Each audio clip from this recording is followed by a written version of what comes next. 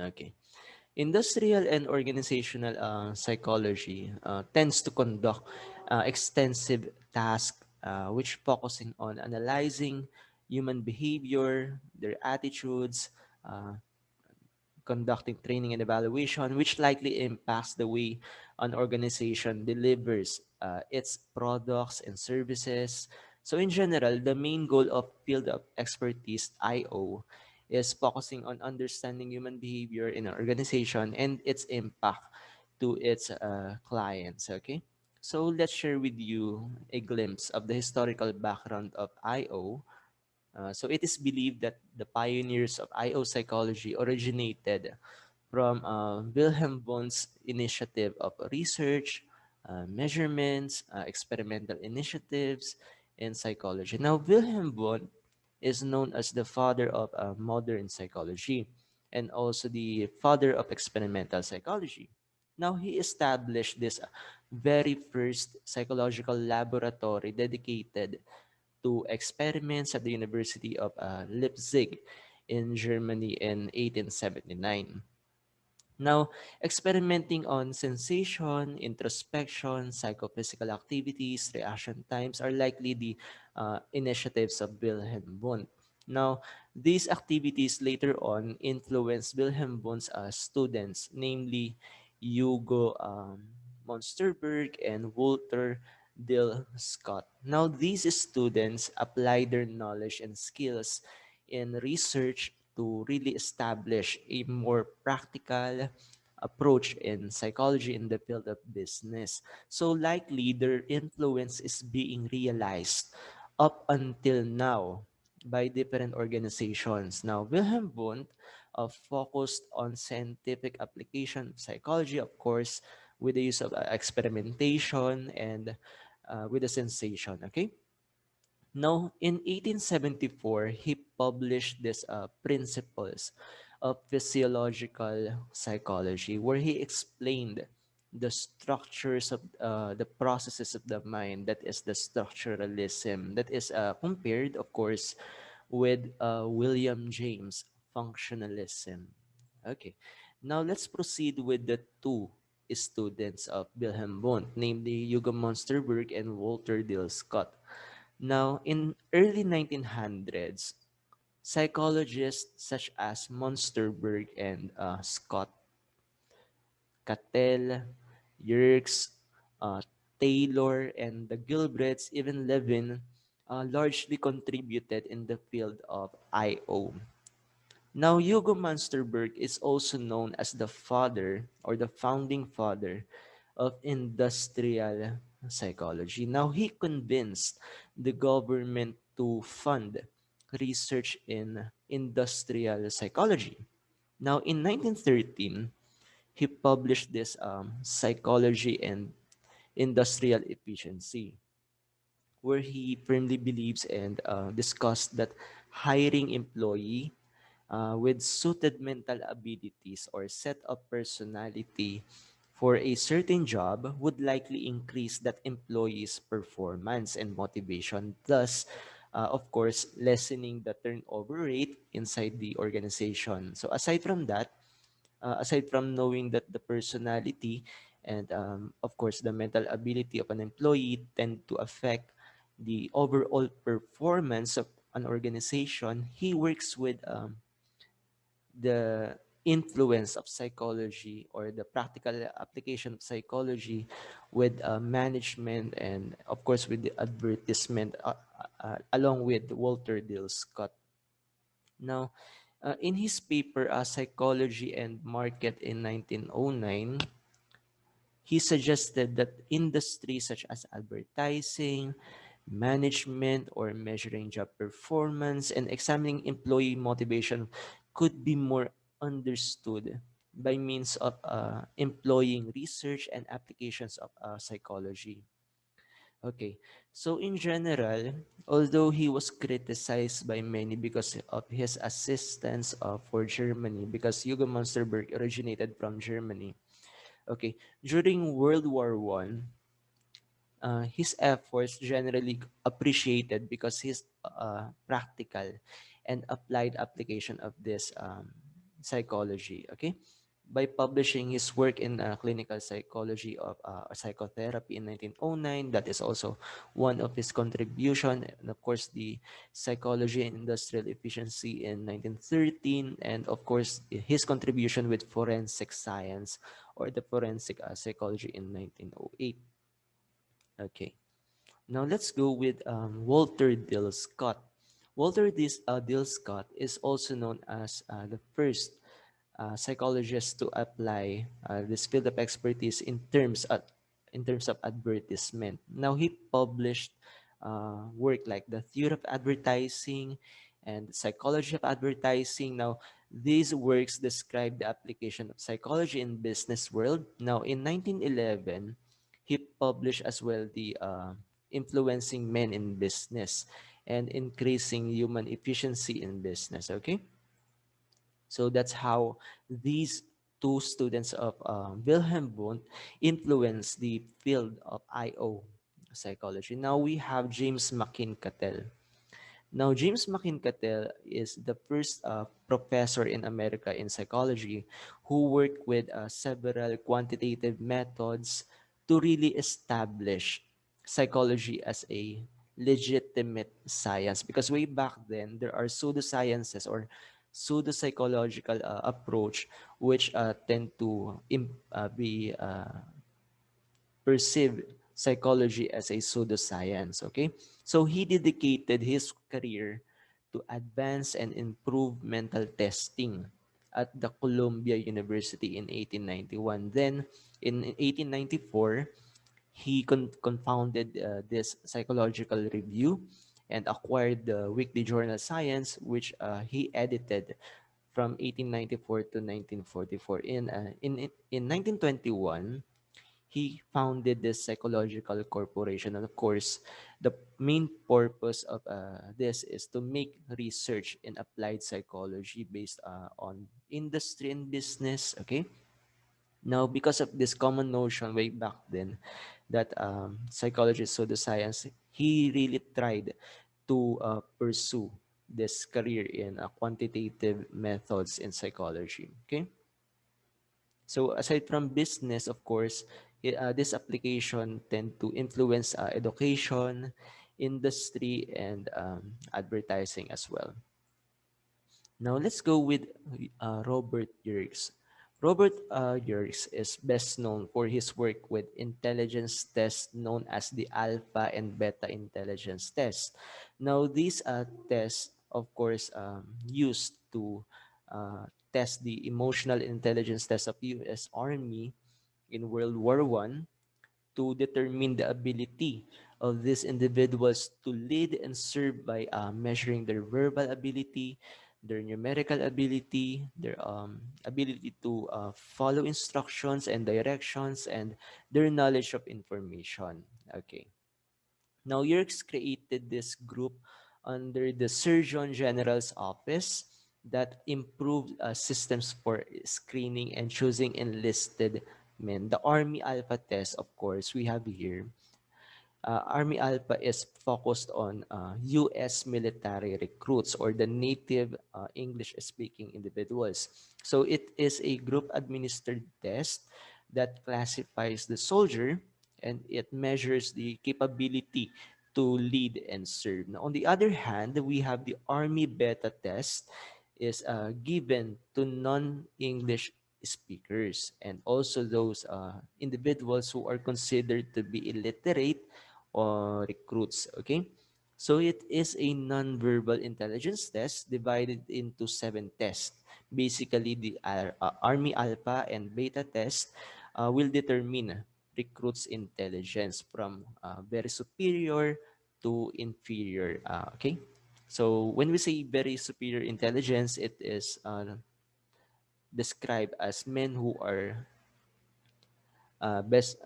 who has the best intellectuality and of course high officer type when they are also endowed with a certain leadership capacity and other necessary qualities.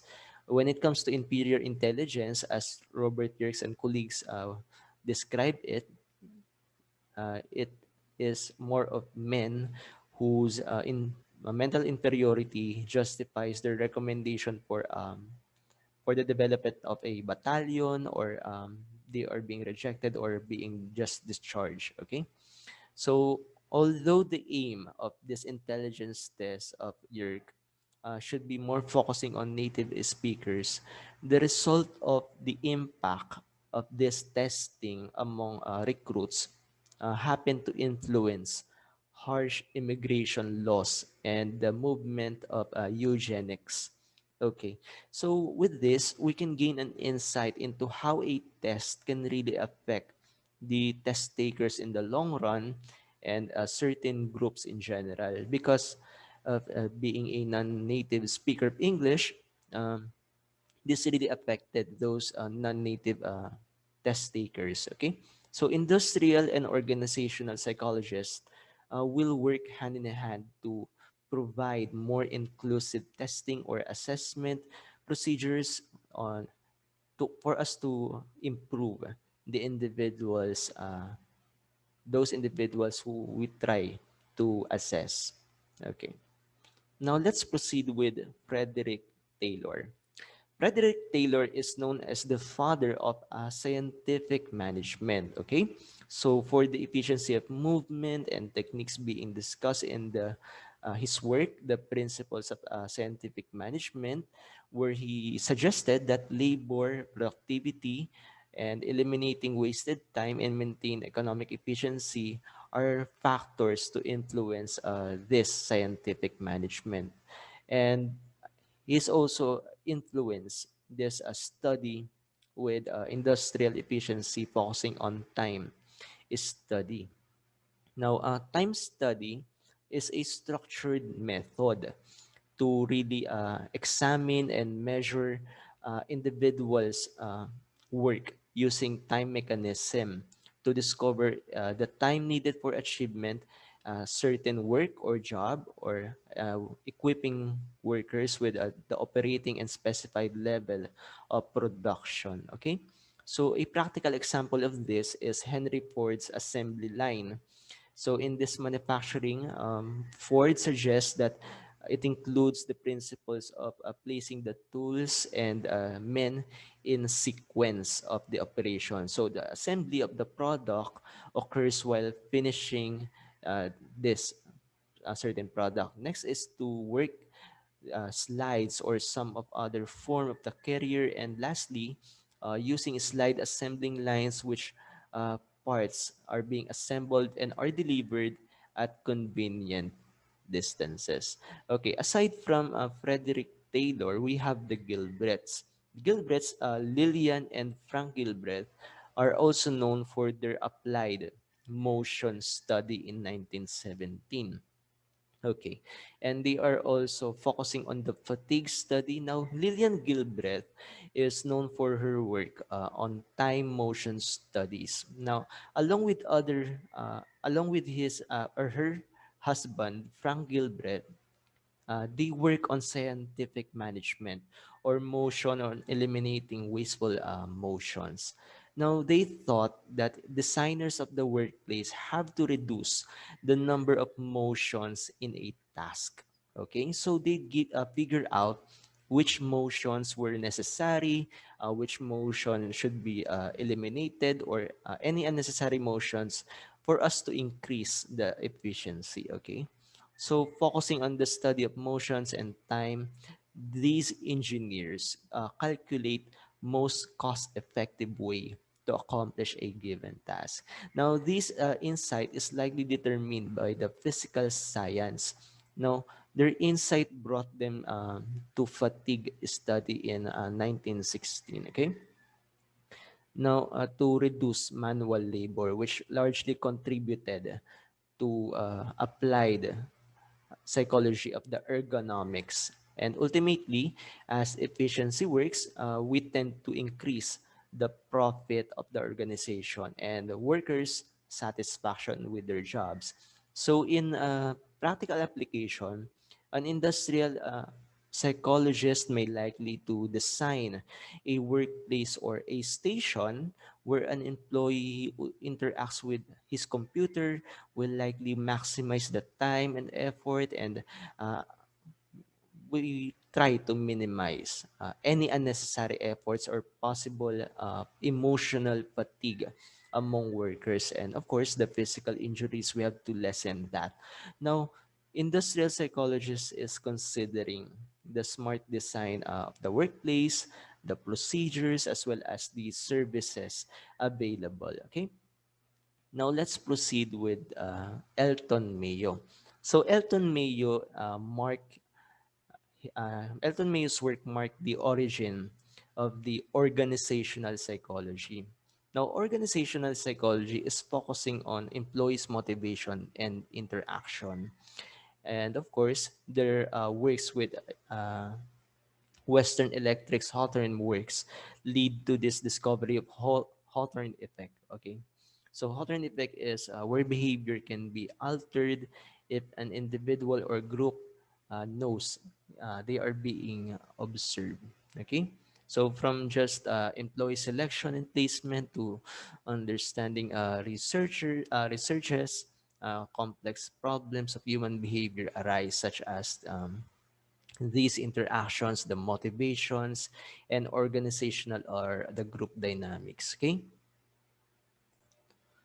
so generally, the Hawthorne effect explained to us that attention increases among workers, productivity as well as satisfaction of workers tend to increase, or are productive workers when they tend to recognize that someone is watching them. Now let's proceed with Kurt Levin group dynamics. Now, Kurt Lewin is considered as the father of social psychology, and he also focused on group dynamics, organizational development, leadership styles, and the influence of situations of human behavior. He proposed this interactions of formula where he believed that the behavior is considerably obtained by means of members of the group or members' personal characteristics, and as well as the environmental factors of the group. Now, Levin and his colleagues tried to investigate employees' feelings about their jobs. So this is not just about the technicalities of selecting, training, or evaluating their performances, or even how environment affects the reactions and manipulation of one's own job performance. Now, Levin gives light to human emotion and psychology and interaction of members inside a group. He also conducted researches where the effect of different leadership styles tend to be recognized, as well as structures of the team and team dynamics. Okay. Now, Levine was also responsible on coining term the group dynamics, thus giving more insight to scientific inquiries of the organizational psychology. Okay, so yes, I think we're done with the history. So we will now proceed with the major fields. So let's just wrap it up. Now, we are done with the brief discussion of how industrial and organizational psychology, how it evolved. No, so we learned that from the experimental approaches of Wilhelm Wundt and his influence to students such as Munsterberg and Scott to apply their knowledge in advertising and realizing the application of psychology when it comes to efficiency of workers' efforts. The same goes with the use of psychological testing, such as initiatives of Cattell and Yerkes in terms of selecting the best talents. We also learned the contribution of Taylor and the Gilbreths in terms of the time motion studies, and how design on how we design the workplace influence the efficiency of the employee and the organization. Okay, you also learned the Elton Mayo and Kurt Levin's contribution to organizational psychology. So I am really happy that I am sharing this information with you, because in the workplace, we would realize that there are designs or tools or systems which we can work with, or we can evaluate it if it is efficient or not. And we can really have to be aware of them, since psychology practitioners, we want to promote well-being among employees while enhancing the productivity and, of course, the profitability of our organization. Of course, we adopt the most efficient tools if we want this efficiency happen. No? So we can save time and energy while minimizing the fatigue or the distress among employees. For example, if there are existing technologies and designs which we can use so we can deliver our services and output more efficiently, we try to acquire this technology, or try to innovate the tools that we are using to really have a good impact with our deliverables to our clients, as well as to our employees well-being. Okay, so we try to eliminate some of the manual works by means of applying um, automation, or for example in compensation and benefits, we try to lessen the distress or redundancy of efforts among this process, or we want to lessen the waste of resources because of too many human factors or errors being committed during the processes. Now, these examples, we might realize that our employees could maximize their full potentials and eventually realize this efficiency will give us more profit in the organization. Okay, this is how the founding individuals of IO psychology thought about scientific management or applying psychology when it comes to business. Okay, so what are your thoughts or observations inside your organization or from your previous company which needs to be improved? So leave us with those comments and let's see how this affects you as an employee or a future professional. So for the next one, we will just highlight the next topic, the major fields of IO psychology. That is the next series into the introduction to IO psychology. Okay, let's just highlight this one. So based on the book of Amot in 2010, there are only three major fields. We have the industrial and organizational and the human factors or ergonomics. Industrial and personal psychology is more focused on measurement and analysis of job requirements or job analysis, and selecting the best talent and compensating their employees, as well as managing their employee performance and conducting training and development. That is the industrial side of the personal psychology. We also have the organizational psychology, which is focusing on understanding human behavior or human motivation and their interaction with others within the organization. This includes the organizational development, promotion of work-life balance, and employee socialization and motivation.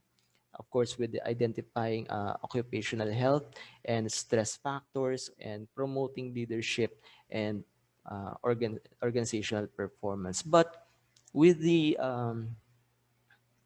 development of scientific inquiries, aside from industrial and organizational, we tend to recognize the human factors or the ergonomics inside the organization, as well as the different other factors or major fields in this area of IO.